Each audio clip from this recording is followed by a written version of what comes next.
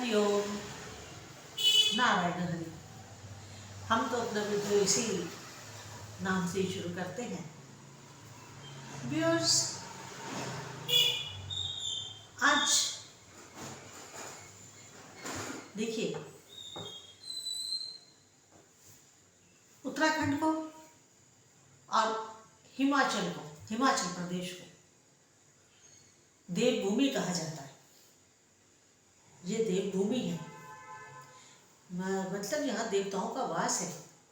सनातन धर्म की अध्यात्म की जड़ें या अध्यात्म का एक गहरा नाता है, तभी तो इसे देवभूमि कहा जाता है।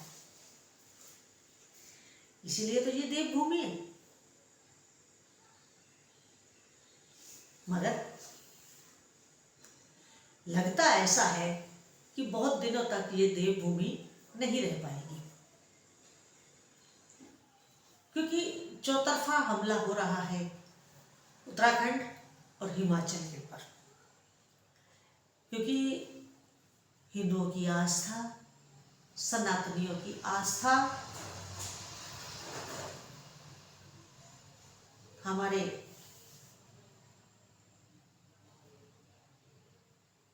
जो ये दो राज्य हैं, उत्तराखंड और हिमाचल प्रदेश,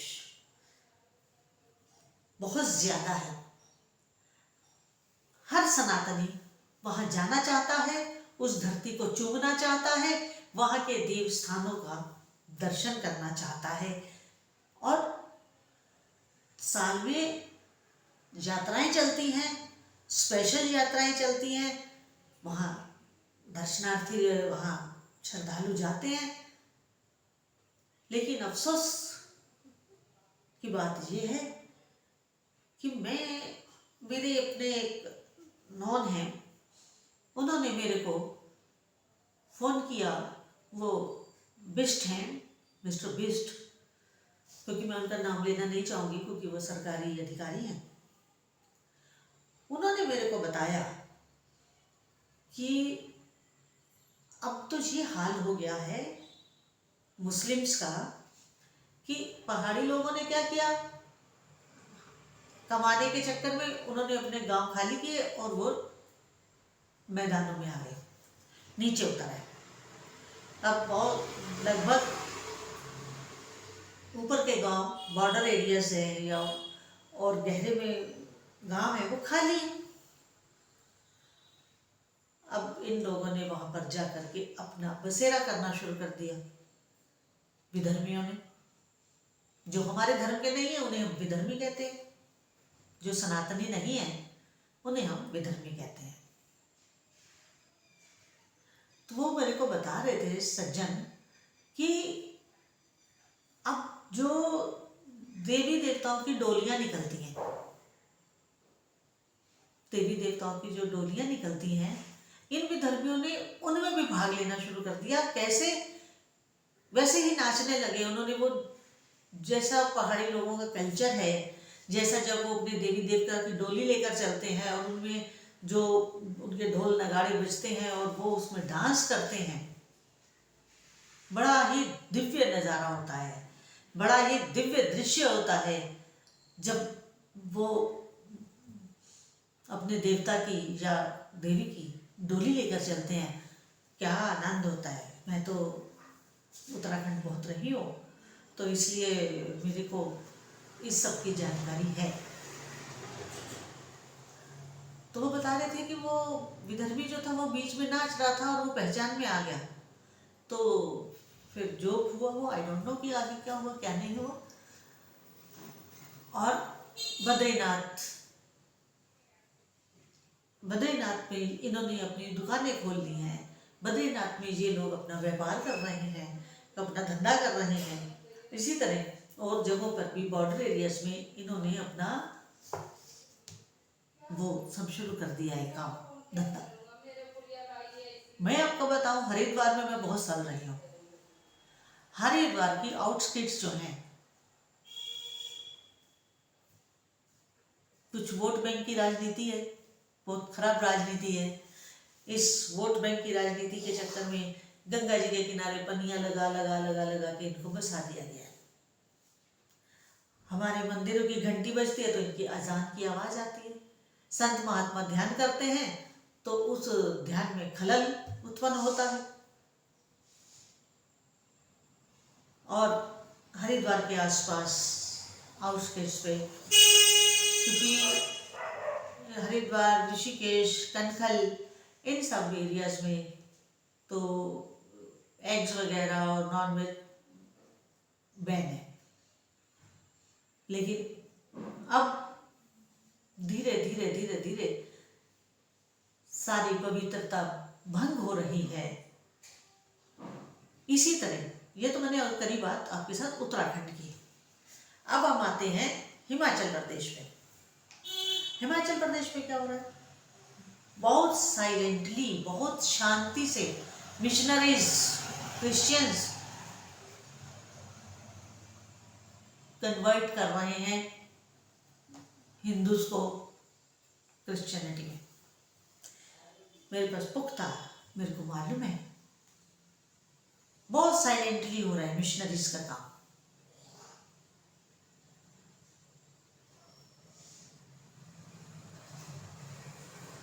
इसी तरह हिमाचल के आउटर बॉर्डर एरियाज में मुस्लिम्स को बसाया जा रहा है। जबकि हिमाचल में मैं अपना एक आश्रम बनाना चाहती थी, मैं सच बात बता रही हूँ, लेकिन हमें जमीन नहीं मिली, क्योंकि पता चला कि वहाँ का नियम ये है कि हिमाचली ही जमीन ले सकता है, गैर हिमाचली जमीन नहीं ले सकता। और हमने अपना आइडिया ड्रॉप कर दिया। मैं और मेरी गुरु माँ बहुत इच्छा थी कि हम हिमाचल में, क्योंकि हिमाचल शांत स्टेट है, हिमाचल में रहना चाहते थे और भजन वही करना चाहते थे, लेकिन हमें जमीन नहीं मिली। मगर इन लोगों को कैसे बसाया जा रहा है, कैसे ये धीरे धीरे धीरे धीरे सारी की सारी जो हमारी पवित्रता है देवभूमियों की, उनमें अपवित्रता का बीज बो दिया गया है। क्योंकि हम लोग जाग नहीं रहे हैं, हम सोच रहे हैं कि नहीं नहीं कुछ नहीं हो रहा, कुछ नहीं हो रहा। हम अपने आप को खुद ही तबाह करने पे जुटे हुए हैं, खुद ही। मगर इसका हल क्या है? इसका हल केवल एक है, हम सब जागरूक हो जाएं, हम सब लोग अपने को मुस्तैद करें, और जहाँ पर ऐसी कोई घटना हो रही है उसका संज्ञान लें, उसके ऊपर कुछ एक्शन की बात हो।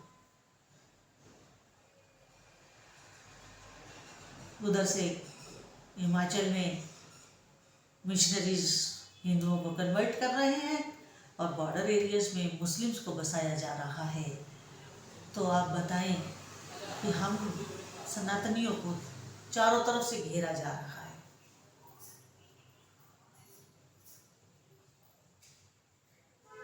बाकी सब लोगों के लिए तो बहुत सारे देश हैं, ईसाइयों के भी बहुत देश हैं, पूरा यूरोप ही यूनिक है, पूरा कॉन्टिनेंट ही यूनिक है। मुस्लिम्स के भी 57-58 कंट्रीज हैं, लेकिन हम सनातनियों का अफगानिस्तान से हमें भगाया गया, पाकिस्तान से हिंदुओं को आज भी भगाया जा रहा है, बांग्लादेश का क्या हाल है वो आप देख रहे हैं, पश्चिम बंगाल की स्थिति क्या कर दी गई है वो आप जानते हैं, असम धीरे धीरे कंट्रोल में लाया जा रहा है। और अब जो हमारी रीढ़ की हड्डी थी देवभूमियां हिमाचल और उत्तराखंड, पंजाब को भी डिस्टर्ब करने की बात चल रही है। इसलिए, सिर्फ इसलिए कि उनको वोट मिल जाएगा, इसलिए कि वो सत्ता पा जाएंगे।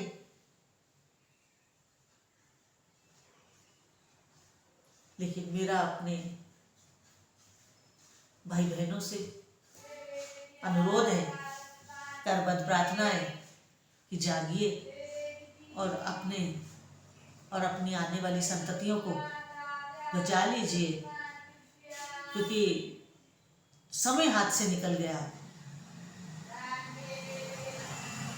तो आप कहीं के नहीं रहेंगे, आप एकदम बेघर हो जाएंगे। स्थिति गंभीर है, बात समझने की है। आप इस चीज को समझें और थोड़ा सा जागरूक होकर के अपनी इस जन्मभूमि के, ये संत महात्माओं की धरती है, देवी देवताओं की धरती है, इसको बचा लीजिए। नहीं तो यहाँ से अगर आपको निकाल दिया गया तो आप कहाँ जाएंगे? ना तो आपको दफनाने के लिए जमीन मिलेगी, ना आपको जलाने के लिए जमीन मिलेगी, क्योंकि जलाने के नाम पे कहेंगे कि पर्यावरण खराब हो रहा है, पेड़ पौधे काटे जा रहे हैं। दफनाने के लिए आपके पास कोई जमीन नहीं होगी, कोई देश नहीं होगा। सोचिएगा, करबद्ध प्रार्थना है, सोचिएगा। हरि ओम, नारायण हरि।